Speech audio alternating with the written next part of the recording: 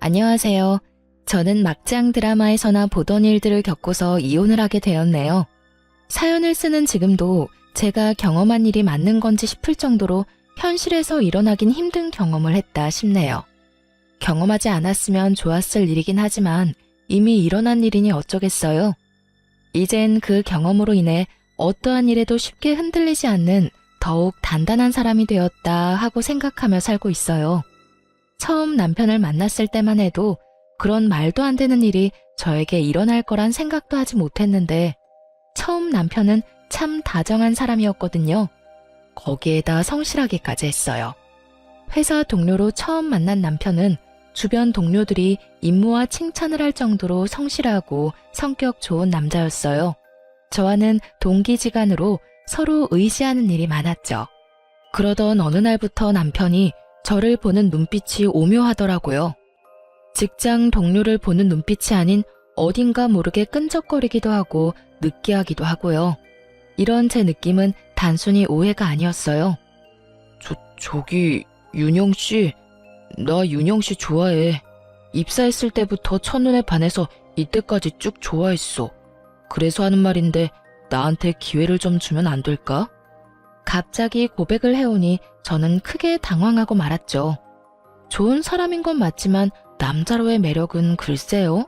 확 끌리는 것이 없다고 해야 하나? 하여튼 애매했어요.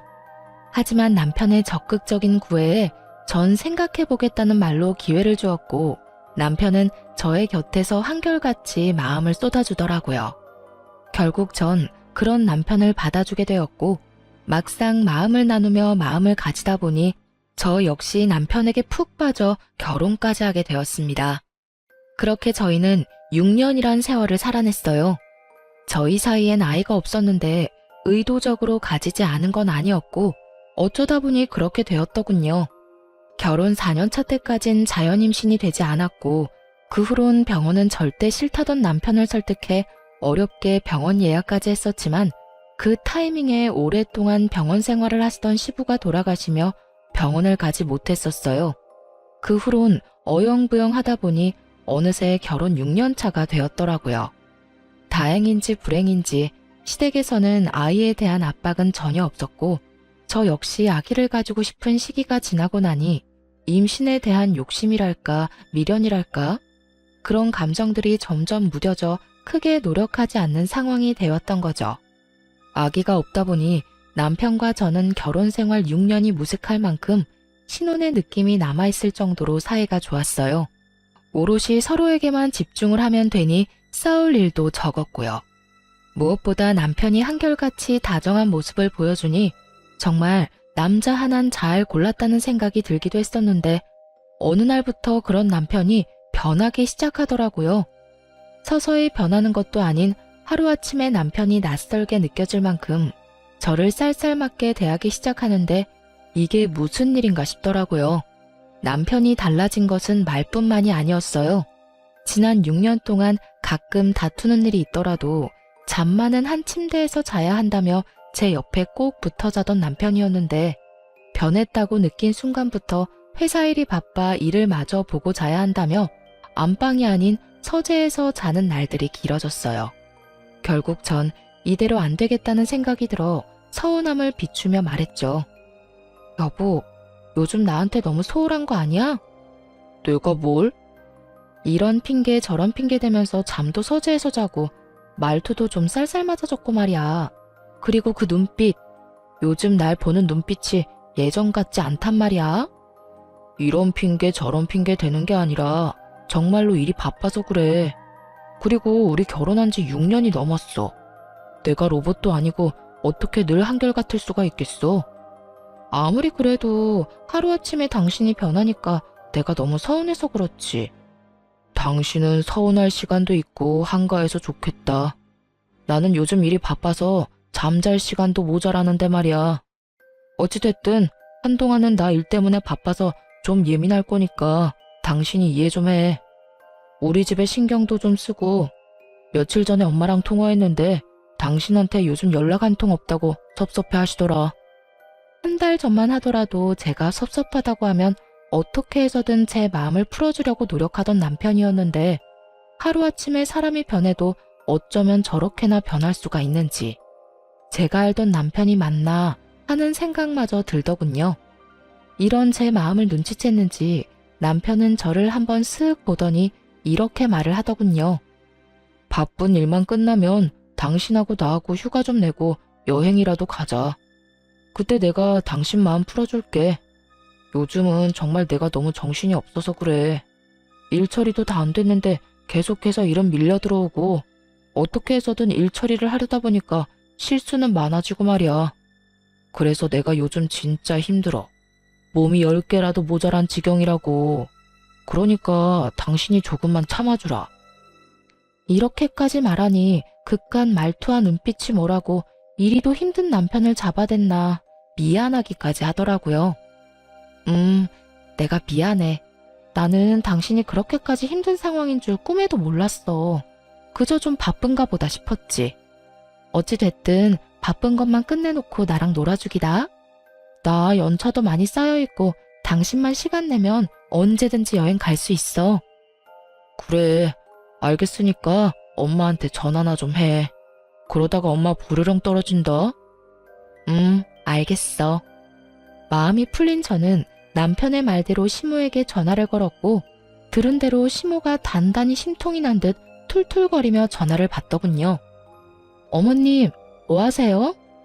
뭐 하긴, 할 일 없는 노인네가 뭐 하겠냐? 그냥 있지. 그런데 무슨 일이냐? 그간 연락도 없더니. 에이, 어머님, 누가 들으면 몇 달씩 연락 한 통 안 드린 줄 알겠어요. 저번 주에도 통화했었잖아요. 그깟 전화 좀 해줬다고 지금 나한테 유세 부리니? 그리고 네가 언제 나한테 전화를 했다고 하니? 너 꿈꿨니? 도대체 누구랑 통화하고 나한테 전화했다고 우기는 거야? 제가 우기는 게 아니라요. 어머님이 잊으신 것 같아요. 정 제 말이 믿었지 않으시면 전화 끊으시고 통화 목록 한번 보세요. 아유, 몰라. 어찌되었든 너 그러는 거 아니다. 늙은 시모 이런 식으로 홀대하는 거 아니란 말이야. 내가 너 시집와서 애 하나 못 낳는다고 잔소리한 적이 있니? 아니면 날마다 집에 찾아오라고 시집살이를 시킨 적이 있니? 내가 너한테 잔소리하는 사람도 아닌데 왜 그렇게 찾아오기는커녕 연락도 자주 안 하는 게야? 설마 내가 너무 잘해주니 내가 만만해서 그따위로 행동하는 거니? 아니에요, 어머님. 왜 말을 그렇게 하세요? 제가 언제 어머님을 무시했다고. 그런 거 아니니까 마음 푸세요. 마음 풀기는 무슨. 내가 너 앞으로 어떻게 하는지 두고 볼 거야. 싫은 소리 듣기 전에 알아서 잘해. 시모가 조금 까칠한 면이 없지 않아 있긴 했지만 이 정도는 아니었는데 유독 짜증스럽게 구는 시모를 보니 제가 좀 너무했나 하는 생각이 들기도 하더라고요. 평소에도 저런 말을 달고 사는 극성 시모 같았다면 또 시작이라 하고 넘겼을 텐데 까칠하긴 해도 저렇게까지 말하는 사람은 아니었으니까요. 그래서 전 남편에게 어떻게 해야 할지 하고 고민을 털어놓게 되었고 남편에게선 의외의 말을 듣게 되었어요. 여보, 어머님이랑 통화했는데 많이 서운하신 것 같더라. 평소와는 좀 다르게 짜증도 많이 내시고 화도 좀 내시더라고. 앞으로 어떻게 할 건지 두고 볼 거라고도 하시고 어머님 그런 말까지 하실 분은 아니잖아. 그렇긴 하지.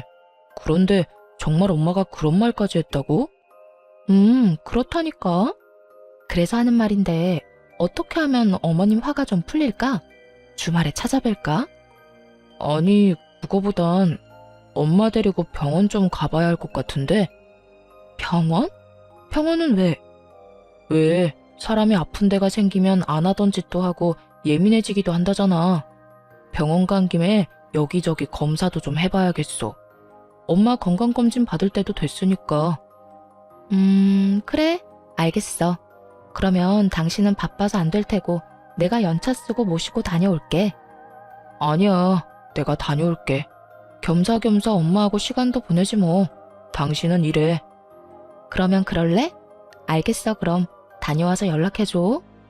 남편은 걱정이 컸는지 다음날 바로 시모를 데리고 병원에 다녀왔고 그날 저녁 퇴근을 하고 집으로 가니 남편의 얼굴이 좋지 않더라고요. 여보, 어머님 어디 안 좋으셔? 많이 편찮으시대? 그게 치매 초기 증상이 보이는가 봐. 아직 치매는 아닌데 그런 증상이 보이긴 한다고 하더라고. 거기에다 몸도 전체적으로 많이 쇠약해지셨다네. 나이가 있으시니까 어쩔 수 없긴 하지만 마음이 좋지 않아. 예상치 못한 결과에 무슨 말을 어떻게 해야 할지 몰라 쉽사리 말할 수가 없더라고요. 저와 남편은 아무 말도 쉽사리 할 수가 없었고 한참을 고민하던 남편이 어렵게 이야기를 꺼내더군요. 저기 여보, 나 우리 엄마 우리 집에서 모시고 싶어. 당신한텐 이런 말 너무 미안하긴 한데 몸도 정신도 아픈 엄마 혼자 두는 게 마음이 편치 않아. 혹시라도 저렇게 혼자 지내다가 큰일이라도 나면 그 죄책감에 나 못 살 것만 같아. 이대로는 일도 손에 안 잡히고 말이야. 오늘도 병원에서 결과 듣고 혼자 엄마 집에 엄마 모셔다 드리고 오는데 마음이 너무 안 좋았어. 이런 식으로 시모를 갑자기 모시고 살게 될 거라곤 상상도 못 해본지라 어떻게 해야 할지 모르겠더군요. 어떤 말도 쉽사리 꺼내지 못하고 있는데 문득 이런 생각이 들더라고요. 만약 우리 엄마가 이런 상황이라면 나는 어떻게 했을까 하고요. 그렇게 생각하니 쉽게 결정이 섰어요. 그래, 그렇게 하자. 다른 사람도 아니고 당신 어머니인데 그렇게 해야지. 당신 말대로 어머님 혼자 계시다. 혹여나 큰일이라도 나면 나 역시 많이 후회할 것 같아. 그러니까 우리 후회하지 않게 어머님 잘 모셔보자. 정말이야? 고마워 여보. 내가 더 노력하고 잘할게. 그렇게 저흰 시모를 모시기로 했고 일주일 뒤 남편이 시모를 모시고 오게 되었습니다. 막상 함께 살게 되니 시모의 상태는 제 우려보다 꽤 괜찮더군요. 치매라는 단어가 나와 걱정이 컸었는데 치매 확정이 아니라 초기 증상이 조금씩 보이는 우려되는 상황일 뿐이라 시모는 평소의 모습과 별반 다를 것이 없었어요. 단지 가끔 아이처럼 떼를 부리며 짜증을 내는 일이 종종 있었는데 특히 제가 출근하는 것에 히스테리를 부리곤 하더군요. 처음엔 일주일에 한 번 정도였던 히스테리가 점점 잦아졌고 상황이 그렇게 되자 남편과 상의한 끝에 결국 전 일을 잠시 쉬게 되었습니다. 시모가 너무 싫어하기도 했고 저와 남편이 출근한 사이 시모에게 무슨 일이 생긴다면 애써 시모를 모시고 산 게 무슨 소용이 있겠나 싶기도 했으니까요. 그렇게 전 시모와 보내는 시간이 더욱 많아졌고 출근도 하지 않고 가까이에서 지켜본 시모의 상태는 병원에서 진단받은 것보다 더욱 심각해 보이더군요. 아가, 너 밥 안 주니? 어머님, 아직 11시도 안 됐는데요. 시장하세요. 11시면 밥 먹으면 안 된다는 법이라도 있니? 아니, 그런 게 아니라 아침 드신 지 얼마 안 되셔서. 아니에요. 금방 차려드릴게요. 귀찮으면 귀찮다고 해. 그런 식으로 사람 이상하게 몰아가지 말고. 이런 식의 짜증은 기본이었고 어쩔 땐 물건을 내팽겨치며 소리를 지르기도 했죠. 어떤 날엔 저를 멍하니 보며 도무지 알아들을 수도 없는 말을 중얼거리기도 했고요. 아무래도 전 시모의 증세가 심상치 않다고 느꼈고 그랬기에 남편에게 병원에 다시 가보길 권했어요. 남편은 제 말대로 바로 다음날 시모를 데리고 병원에 다녀왔지만 더 나빠지진 않았다고 하더군요. 증세가 보이는 것뿐이지 큰 충격을 주지 않고 관리만 잘해준다면 괜찮을 거라고요. 하지만 이런 결과와는 달리 시모의 이상 행동은 점점 더 심해져만 갔습니다. 너 왜 날 치매 환자로 몰아가는 거야? 내 아들 말 못 들었니? 난 치매 환자가 아니란 말이다. 아니 어머님, 제가 언제 그런 식으로 어머님을 대했다고 그러세요. 전 그저 화장실을 자주 가시길래 어디 불편하신가 싶어서 여쭤본 것 뿐이에요.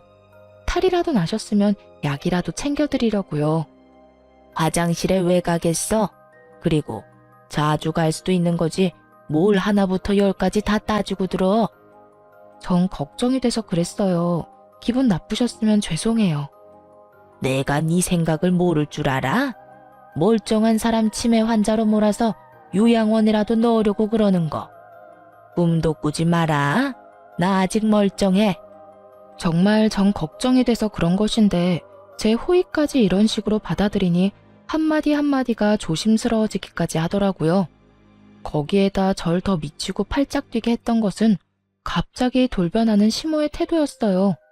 조금 전까진 웃으며 저와 대화를 나누다가도 갑자기 돌변해 이년저년하며 욕을 해대니 정말 웃고 있어도 살얼음판을 걷는 기분까지 들더군요. 그러는 와중에 이런 명령도 하더군요. 예, 나 다리에 힘이 없어서 안 되겠다. 오늘부턴 내 목욕도 좀 시켜주거라. 너 이런 거 하려고 회사도 그만두고 쉬는 거 아니니? 그러니까 잔말 말고 오늘부터 나 씻을 때 너도 따라와 들어와서 시켜다오. 상황이 이렇게 되자 어느 정도 각오를 했음에도 불구하고 점점 지쳐가더라고요. 멀쩡한 시모를 모시고 사는 것도 진이 빠지는 일인데 몸도 정신도 성치 않은 시모를 모시고 산다는 것은 생각보다 더욱 힘든 일이었죠. 이런 시모보다 저를 더 힘들게 했던 건 다름 아닌 남편이었어요. 왜 여자들은 그렇잖아요. 시댁일이든 집안일이든 그게 뭐든지 간에 힘든 일이 있을 때 남편의 따뜻한 말 한마디만 해준다면 그것을 위안 삼아 또 힘을 내곤 하잖아요. 하지만 남편은 고생하는 저를 보며 따뜻한 말 한마디를 하기는커녕 저와 눈만 마주쳤다 하면 짜증을 내는 것은 일쑤였고 집안일조차 하나도 돕지 않더군요. 퇴근하고 돌아온 남편이 하는 것이라곤 그저 먹고 씻고 자는 것뿐이었어요. 여보, 정말 해도 해도 너무한 거 아니야? 회사 일로 힘들고 예민한 거 나도 잘 알아. 그래서 나도 이해해보려고 노력했는데 아무리 힘들다고 해도 이건 아니지. 내가 뭘 어떻게 했다고 힘든 사람 붙잡고 이 난리야. 내가 당신한테 뭐 잘못했어? 내가 무슨 죄인이라도 되냐고. 왜 나랑 눈만 마주치면 짜증을 내? 거기에다가 내가 이 집 식모야? 내가 이 집 요양보호사라도 되냐고. 하루 종일 어머님 쫓아다니면서 뒤치다꺼리 한다고 힘들어 죽겠는데 당신은 퇴근하면 차려준 밥 먹고 씻고 자기 바쁘고. 이게 뭐야? 왜 나만 다 희생하면서 살아야 하냐고. 그러면 나보고 어쩌라고. 나도 회사 그만두고 집에 당신이랑 엄마랑 옹기종기 붙어 앉아서 하루 종일 손가락 빨면서 그냥 그러고 살아? 그걸 원하는 거야? 그런 말이 아니잖아. 적어도 말 한마디, 행동 한 번이라도 따뜻하게 해달라는 말이야.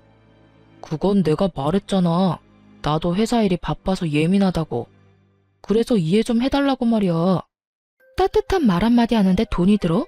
아니면 시간이 몇 시간씩 걸려? 그런 것도 아니잖아. 내가 원하는 건 오늘 하루도 수고했다, 고생했다. 고작 이런 것들인데 그런 것들도 못 해주는 거야? 예민하면 그런 말도 못 하는 거야, 당신은? 내가 이런 취급이나 받으려고 회사도 그만두고 어머님까지 모시는 줄 알아? 적어도 나한테 미안하고 고마운 마음 정도는 있어야 하는 거 아니야? 이런 식으로 사람 몰아붙일 거였으면 오신다고 하지 말지 그랬어. 착한 며느리인 척, 마음 넓은 척 하면서 엄마 모신다고 할 때는 언제고 이제 와서 공치사라도 늘어놓고 싶은 거야? 그런 거야? 그런 말이 아니잖아. 그저 나도 밖에서 일하는 것만큼 힘들다고 이야기하는 거라고. 그 힘듦 속엔 당신의 무관심이 크다고 말하는 거고. 그렇게 힘들면 엄마 나가라고 해. 나한테 와서 관심이 부족하다면서 잔소리하지 말고. 도저히 말이 통하지 않더군요. 상황을 해결해 보려는 노력은커녕 싸우려고 작정한 사람처럼 보이기까지 했으니까요. 더 말해봤자 싸움만 커질 것 같아 제가 먼저 자리를 피해 거실로 나와버렸고 거실엔 저희 이야기를 다 들었는지 시모가 저를 노려보더라고요. 어머님, 다 들으셨어요? 다 들으라고 그렇게 고래고래 소리를 질러댄 거 아니니? 내가 힘들게 하면 얼마나 힘들게 했다고 내 아들을 쥐잡듯이 잡아대는 거야? 네가 뭔데 내 아들한테 감히 그딴 소리를 짓거려대는 거냐고? 어머님, 전 그게 아니라요. 그저 그이한테 좀 섭섭해서 그랬어요. 섭섭? 네가 섭섭할 게 뭐가 있다고? 아무것도 하는 것도 없으면서 넓은 집에서 남편이 벌어다주는 돈으로 편하게 살면서 뭐가 섭섭한 게 있냐고. 아주 호강이 늘어지셔서 시간이 남아 도는가 보지? 그러니 쓸데없는 걸로 남편 드잡이나 하고 있지. 아무것도 하는 게 없다뇨. 밥이고 청소, 빨래까지 누가 다 하는데요. 그것뿐인가요? 하루 종일 어머님 쫓아다니면서 뒷바라지는 또 누가 하는데요. 어머님께서 그런 식으로 말하면 안 되죠. 뭐? 내 인연이? 시모는 막을 새도 없이 저에게 다가와 제 뺨을 때려버렸고 때마침 나온 남편이 그 광경을 보곤 급히 시모를 데리고 방으로 들어가 버리더군요. 상황이 그렇게 되자 남편 미운 것은 물론이었고 살면서 상상하지도 않았던 이혼까지 하고 싶은 심정이었어요. 제가 시모에게 뺨까지 맞은 것을 뻔히 알면서도 남편은 아무 말도 없었고 오히려 저를 피한다는 느낌마저 들기 시작하더군요. 시모의 행패는 점점 더 도를 넘어서고 있었고 전 마음을 다잡아보려 참 무던히도 노력했습니다. 다른 것도 아닌 시모가 많이 아프니 저런 것이라고 생각하면서요.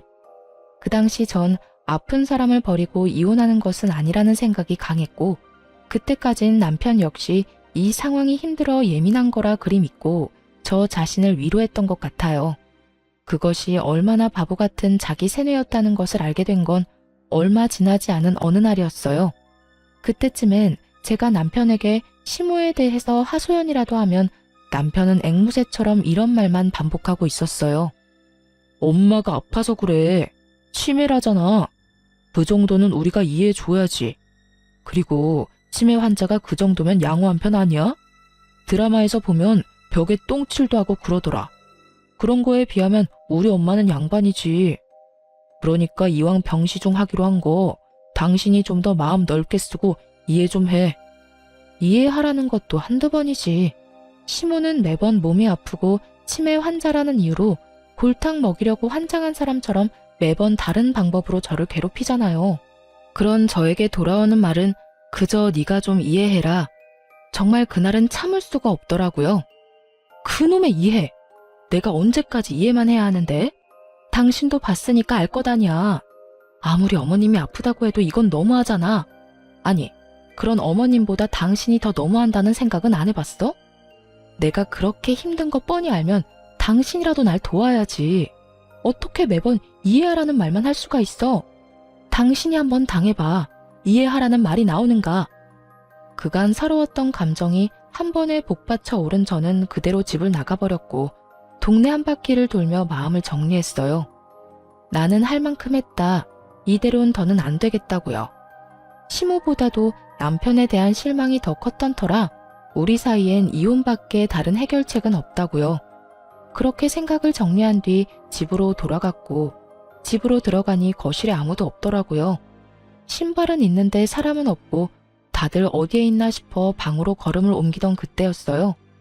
시모의 방에서 깔깔거리는 웃음소리와 함께 말소리가 들려오더라고요. 얼마나 신이 나셨는지 제가 들어온 것도 모르고 한껏 들떠서 대화를 나누고 있더군요. 엄마, 무슨 연기를 그렇게 잘해? 난 엄마가 연기한다는 걸 다 알고 보는데도 가끔 엄마가 진짜 치매인가 싶다니까. 이 엄마가 못하는 게 있는 줄 알아? 마음만 먹으면 그깟 치매 연기쯤이야 누워서 떡 먹기지. 그나저나 수정이도 한계인 것 같지? 조만간 못 견디겠으니까 이혼하자고 할 것 같아. 다 엄마 덕분이야. 고마워. 고마우면 재혼해서도 엄마한테 잘해. 알겠어? 그럼. 그렇지 않아도 혜미가 엄마가 여러모로 고생 많이 한다고 결혼하고 나면 엄마한테 진짜 잘할 거라고 했어. 혜미는 얼굴도 예쁜 것이 말까지 어쩜 그렇게 예쁘게 하니? 거기에다 능력까지 좋다며? 그 혜미가 사는 아파트도 자기 명이라고 했나? 아파트만 있는 줄 알아? 혜미 걔 부모님 돌아가시면서 남겨준 유산도 많고 건물도 있다고 하더라니까. 돈도 돈인데 나 혜미 정말 사랑해. 혜미도 날 진심으로 사랑하고. 그러니까 그 어리고 돈 많은 애가 얼마든지 기다릴 테니까 이혼만 하고 돌아오라는 거 아니겠어? 우리 아들 능력도 좋지. 어떻게 그런 여자를 다 만났대? 진짜 혜미랑 결혼했으면 이런 고생 안 하고 얼마나 좋아. 에이 엄마, 이제 와서 그런 후회해봤자 뭐해? 그런 생각할 시간에 어떻게 하면 저 찐득이 떼어낼지 고민이나 더 해봐. 나도 저 진드기한테 매몰차게 구는 것도 하루 이틀이지. 이제 왜 그렇게 모질게 대하냐는 말에 변명거리도 생각이 안 난다고.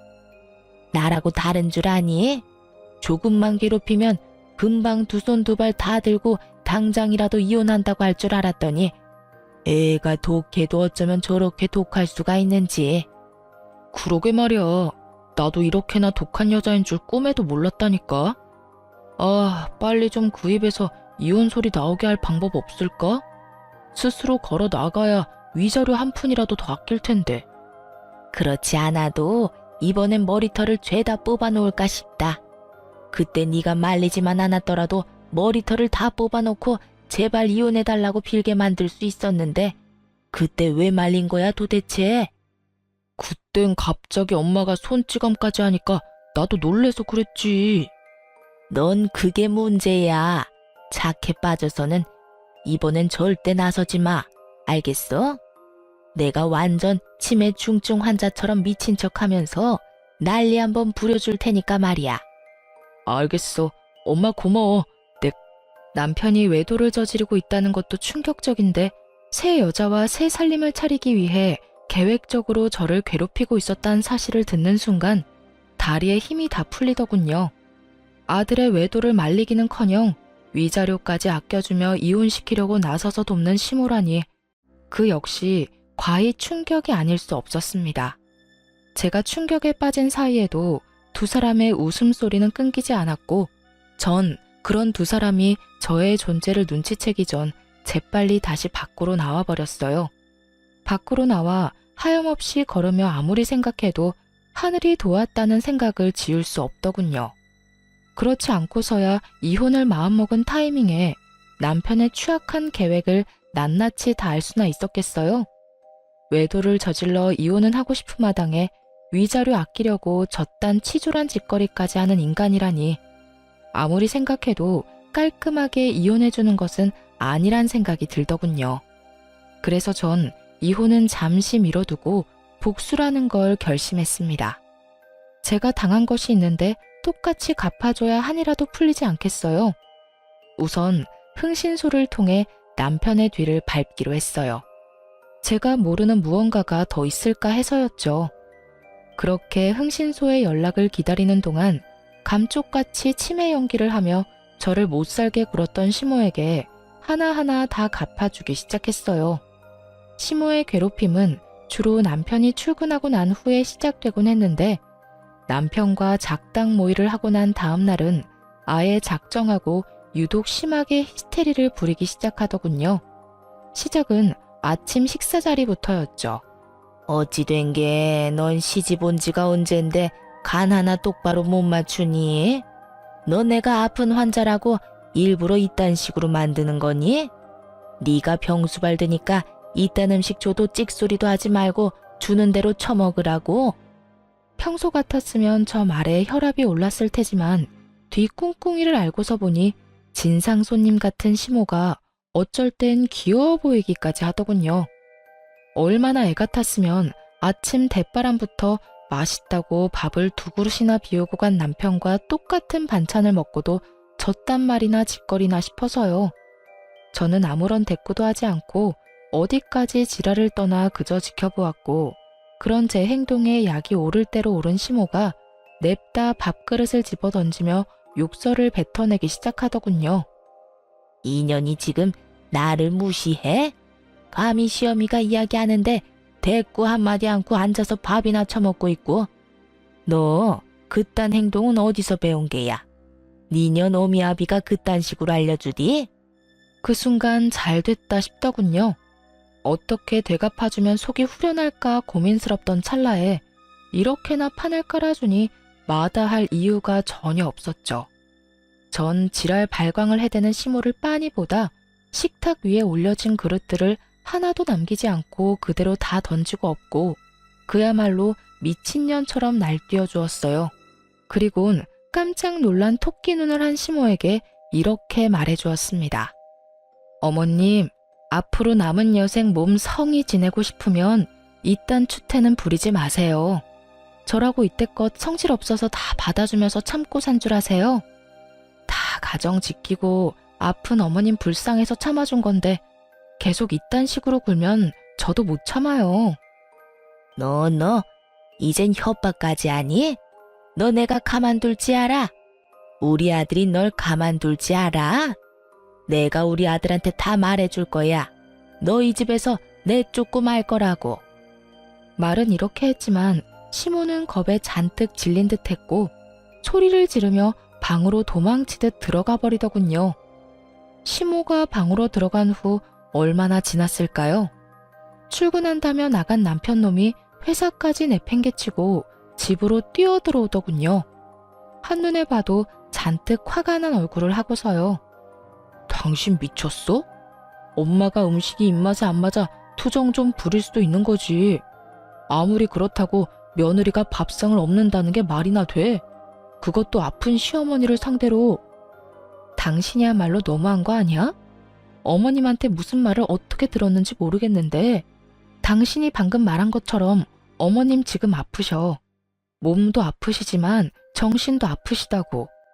그런데 그런 어머님이 하는 말을 고지고대로 듣고 믿는 거야? 치매 환자 말은 알아서 걸러들어야 하는 거 아니냐고. 그렇게 치매 환자라는 것을 강요하던 남편은 막상 제가 치매 환자라는 걸 내세우며 맞서자 크게 반박할 말이 떠오르지 않았나 봐요. 나오는 대로 짓거리며 어떻게 해서든 저를 이겨먹으려 애쓰더군요. 아무리 치매 환자라고 해도 아예 없는 말을 했겠어? 당신이 무슨 짓을 했으니까 엄마가 전화로 울고불고 했다는 거 아니겠냐고. 여보, 아예 없는 말을 있는 말처럼 하니까 치매 환자라고 하는 거야. 기억이 깜빡깜빡하고 현실인지 꿈인지 구분도 되지 않고. 그런 증상들이 심해지면 치매 전문 요양병원으로 보내기도 하고 말이야. 그래서 하는 말인데 어머님 이제 병원으로 모시자. 요즘 어머님 상태가 점점 더 심해지는 것 같아서 그래. 내가 최선을 다해서 한시도 떨어지지 않으려고 노력하긴 하지만 내가 기계도 아니고 매 순간 어머님만 보고 있을 수는 없잖아. 혹시나 내가 잠시라도 못 보는 사이 어머님 크게 다치기라도 하면 어떻게 해? 요양병원? 병원은 무슨 병원이야. 그런 데는 아픈 사람들이 가는 곳이잖아. 제대로 걷지도 못하고 정말 정신 나간 사람들이 가는 곳. 여보, 당신 엄마 다리에 힘없어서 나한테 목욕 수발도 받고 있고 정신도 아파. 잊었어? 그래도 요양원은 안 돼. 그래, 당신이 싫다고 하면 하는 수 없지.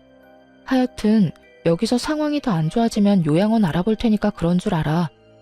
나 좀 피곤해서 그러는데 어머님이 엉망으로 만든 거 당신이 좀 치워. 아침부터 어머님이 난리치셔서 너무 지친다. 어? 이걸 나보고 치우라고? 왜? 치울 줄 몰라? 몰라도 해. 이제부터 배워야지. 우리 엄마 아니라 당신 엄마잖아. 앞으로 당신도 나서서 좀 도와. 저는 그대로 방으로 들어와 버렸고 조용하다 싶더니 이내 깨진 그릇 치우는 소리와 궁시렁거리는 남편의 목소리가 들리더군요. 그 후로도 시모가 절 괴롭히려는 시도는 많았지만 시작이 힘들어서 그렇지 한번 되갚아주고 나니 두 번째, 세 번째는 쉽더군요. 아니, 쉬운 거를 넘어 즐겁기까지 했습니다. 시모가 먹는 것, 씻는 것 등으로 저를 괴롭히려 안간힘을 쓰면 저 역시 그럴 때마다 솥에 밥을 해서 준다거나 찬물로 샤워를 시켜버리는 등 가차없는 복수를 해주었으니까요. 한마디로 입을 뗄 때마다 더 큰 보복으로 시모를 대하고 있었죠. 상황이 그렇게 되자 시모는 도저히 안 되겠다 싶었는지 남편이 퇴근하는 순간을 맞춰 밑도 끝도 없이 제 머리채를 잡고 흔들더군요. 인연, 너 잘 걸렸다. 내가 너 벼르고 있었어. 이제 어떻게 할 거냐? 내 아들도 다 보고 있다 이거야. 오늘 나 살고 너 죽는 날이다 인연. 이거 놔요. 이거 당장 놓으라고요. 싫다.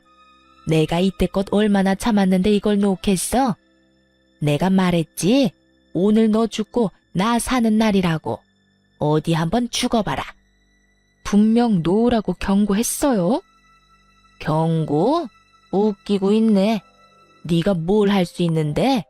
나한테 이렇게 머리채 잡혀서 힘도 못 쓰는 주제에. 다리에 힘이 없어 샤워도 혼자 못한다는 노인네가 어쩌면 그렇게 힘이 드센지 무턱대고 뿌리쳤다간 제 머리카락이 다 뽑힐 것만 같더라고요. 그래서 전 있는 힘껏 시모의 머리채를 같이 잡고 흔들어 버렸고, 그런 저의 대응에 시모가 놀랐는지 잠시 움찔하더군요. 그 순간 전 시모의 손을 뿌리치고 곧바로 강 건너 불구경하듯 구경만 하고 있는 남편을 향해 있는 힘껏 밀어버렸어요. 너 미쳤어? 이게 뭐 하는 짓이야? 엄마 머리채를 잡는 것도 모자라서 밀치기까지 해? 전현이 드디어 미쳤구나. 정신병원은 내가 아니라 전현이 가야겠다, 아들. 뭐하니? 당장 전현 앉혀놓고. 미친 게 분명하다, 분명해. 그렇지 않고서야 어떻게 시험이 머리채를 잡는단 말이야? 엄마, 괜찮아? 어디 삐끗한 데는 없어? 너 우리 엄마 어디 다치기라도 했어봐. 내가 너 가만 안 둘 거야. 나 괜찮으니까 내 신경 쓰지 말고 당장 병원에 전화해라. 정신병원. 전현 저거 미친 게 분명해. 머리채를 먼저 잡은 것이 누군데 누굴 정신병으로 몰고 가는 것인지 모르겠더군요.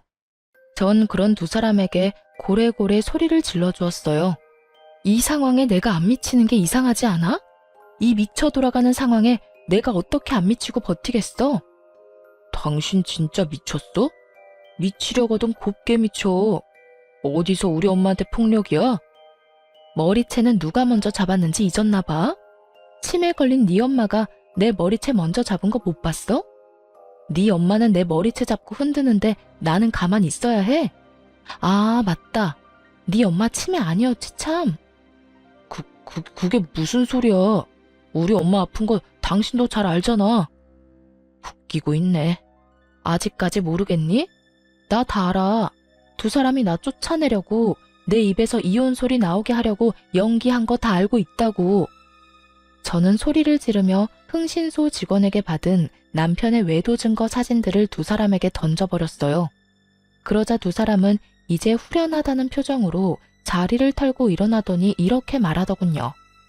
아, 다 알았어? 그래서 당신이 근래 이상하게 굴었던 거구나. 어쩐지 이상하다더라니. 진작 다 안다고 말하지 그랬어. 아, 차라리 잘 됐어. 우리 이혼하자. 그래, 나도 연기하는 것도 힘들던 차에 차라리 잘 됐구나. 너 우리 아들하고 이혼하거라. 위자료 줘야 하는 게 좀 아깝긴 하지만 어쩌겠어. 상황이 이렇게 됐으니 위자료 두둑하게 챙겨줄 테니 당장 이혼해다오. 어찌나 당당한지 모르는 사람이 보면 제가 외도를 저지른 것인 줄 알겠더라고요. 그 어미의 그 자식이라고 짓고 있는 표정마저 똑같은 것이 누가 더 인간 쓰레기인지 우위를 다투기 힘든 지경이었어요. 참 뻔뻔하기도 하다. 모르는 사람이 보면 내가 바람이라도 피운 줄 알겠다. 어쩌다 이렇게까지 인간 말종이 됐니? 그렇게 돈이 좋았어? 아니면 새로운 여자가 좋더니? 돈도 좋고 새로운 여자도 좋았지. 말이야 바른 말이라고. 당신한테 돈도 많고 얼굴도 잘생긴 젊은 남자가 이혼하고 오라고 하면 당신 같으면 안 흔들릴 자신 있어? 당신도 마찬가지야. 사람 마음 다 똑같다고. 아, 다 됐고. 그래서 이혼할 거야 말 거야? 그래, 하자 이혼. 그런데 당신 말처럼 쉽게 할 수는 없을 거야. 나 당신 말고 당신 엄마 그리고 상간녀 소송까지 다 할 거니까. 그리고 재산도 크게 한몫 뜯어낼 테니까 각오하는 게 좋을 거야. 저 역시 시모에게 보복은 할 만큼 했고 더는 그런 인간들과 한 지붕 아래 살고 싶지도 않았기에 이혼을 통보하고 그 집을 나와버렸습니다. 생각보다 이혼 진행이 길어졌지만 결과는 제 생각보다 더 좋게 끝이 났습니다. 판결이 나던 날 얼마나 후련하던지 법원 앞에서 크게 웃었던 기억이 아직도 생생하네요. 이혼이 끝이냐고요? 그럴 리가요. 그깟 위자료 좀 받았다고 제가 그리도 크게 행복하게 웃었을까 봐요. 흥신소를 통해 알게 된 것인데 능력 좋고 돈 많은 그 상간녀는 사실 도박 중독자이더군요.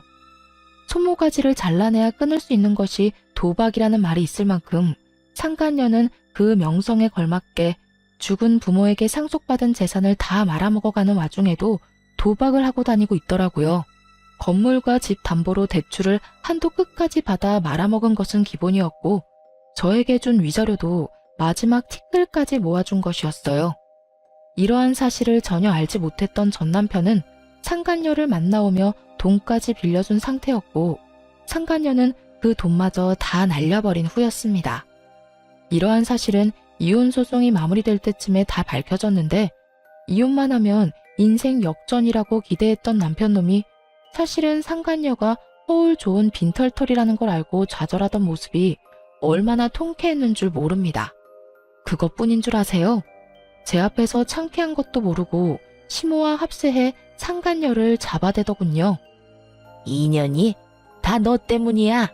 돈도 없는 년이 어디서 내 아들을 깨어내서 이 사기꾼 년, 이 나쁜 년. 내 돈 내놔. 내 돈 내놓으라고. 그게 어떤 돈인 줄 알고 도박으로 날려먹어. 이 도박쟁이 년아. 이거 놔. 이거 왜 이래? 내가 돈 빌려달라고 했어? 돈 필요하다니까 묻지도 따지지도 않고 준 게 누군데 이제 와서 난리야. 그리고 내 돈 가지고 내가 뭘 하든 너희가 무슨 상관이야? 이거 놔. 지금 안 놓으면 나 두 사람 신고할 거야. 인연이 뭐라는 거야? 누가 누굴 신고해? 너야말로 내 아들 돈 빼먹은 걸로 신고당할 줄 알아. 사기죄로 신고할 거라고. 그 후론 보지 않아도 뻔하시죠? 상간녀는 폭행죄로 두 사람을 신고하고 두 사람은 상간녀를 사기죄로 신고하고 개판도 그런 개판이 또 없더라고요. 어찌되었든 저의 위자료와 재산 분배는 무리 없이 만족스럽게 잘 받게 되었고 한동안은 그 인간들을 잊고 살았어요. 이따금 떠오르지 않았다면 거짓말이겠지만 한풀이는 다 해서 그런가 속 시원히 이혼하고 나니 후회가 된다거나 생각이 난다거나 그렇지는 않더라고요. 그렇게 지내면서 염치라는 게 있다면 저를 찾아오지 않겠거니 했는데 정말 염치라고는 없는 시모가 거짓골을 하고 회사까지 저를 찾아왔더라고요. 무슨 일이세요? 아가, 잘 지내니? 안부나 물으려고 여기까지 왔을 리는 없고 저 바쁘니까 할 말만 하고 가세요. 그게 너랑 헤어지고 우리 아들 폐인이 돼버렸다. 일도 안 하고 집에 틀어박혀서 인생 말아먹은 인간처럼 술만 마시고 있다. 그래서요? 그래서 저보고 어쩌라고요? 그래서 하는 말인데 그동안의 정을 생각해서라도 내 아들하고 다시 살아주면 안 되겠니? 사람 하나 살리는 셈치고 다시 재혼 좀 해주려무나. 내가 이렇게 용서를 구하마. 내가 다 잘못했어. 네가 다시 돌아와주면 우리 아들이 다시 예전 모습으로 돌아와 줄 것 같아서 그래. 그러니까 제발 좀 도와다오. 이러면서 울고 불고 비는데 불쌍하기는커녕 역겹다는 생각만 가득했어요. 아무리 염치가 없어도 그렇지 어떻게 이딴 부탁을 할 수가 있는 것인지 이건 눈물 나는 모성이 아니라 구역질 나는 욕심과 이기심이란 생각밖에 들지 않더군요. 이제 와서 울고불고 매달리면 제가 불쌍하게 여길 거라고 생각했나 본데 이봐요 아줌마. 지금 아줌마가 하는 행동 엄청 역겨운 거 알고 있어요? 네가 그렇게 말한다 해도 내가 할 말 없는 거 잘 안다. 그런데 내가 오죽했으면 너한테 와서 이러겠니? 정말 너밖에 없어서 그래. 폐인된 내 아들 다시 인간 구실하게 만들 사람은 아무리 생각해봐도 너밖에 없어서 이런다고. 그러니까 부탁 좀 하마, 응? 아줌마 아프다고 친자식도 안 하는 병수발 다 들던 나한테 아줌마 아들하고 아줌마가 어떻게 했는지 잊었어요? 정말 치매라도 걸린 거야 뭐야? 나한테 이럴 시간에 병원이나 가보세요. 보아하니 정말 치매라도 찾아온 것 같으니까. 그러지 말고 아가야. 그땐 내가 욕심에 눈이 멀어서 너한테 그런 짓까지 했었지만 지금은 반성도 많이 하고 네 소중함도 깨달았단다. 그러니까 제발 돌아와 주렴. 네가 돌아만 와준다면 네가 나한테 한 만큼 너한테 잘 대해주마. 정말이야. 제발 내 아들 좀 살려다오. 아줌마, 내 말 잘 들어요? 아줌마 아들은 아줌마가 살려내요. 아무 상관도 없는 나한테 와서 이러지 말고. 있을 때 잘하지 이제 와서 구질구질하게 이게 뭐 하는 짓인가 몰라. 한 번만 더 찾아오면 경찰에 신고할 테니 그런 줄 알고 얼른 가세요. 어떤 말을 해도 요지부동이던 시모는 경찰을 부른다는 말이 나오고서야 허겁지겁 돌아가더군요. 경찰이 무섭긴 했는지 그 후론 찾아오는 일도 없었고요. 저는 이혼하고 6개월이 지났을 때 다른 새로운 출발을 위해 다른 지역으로 이사를 했어요. 회사는 아예 사표를 내버렸고요. 요즘은 여기저기 다니며 휴식을 취하고 있습니다. 배신감이 크기도 했고 지치기도 해 새로운 날들을 위해 재충전을 하는 시간을 갖기로 한 것이었죠. 이런 결정을 내리기 전까지 고민이 많기도 하고 걱정도 많았는데 막상 쉬니까 너무 좋은 거 있죠?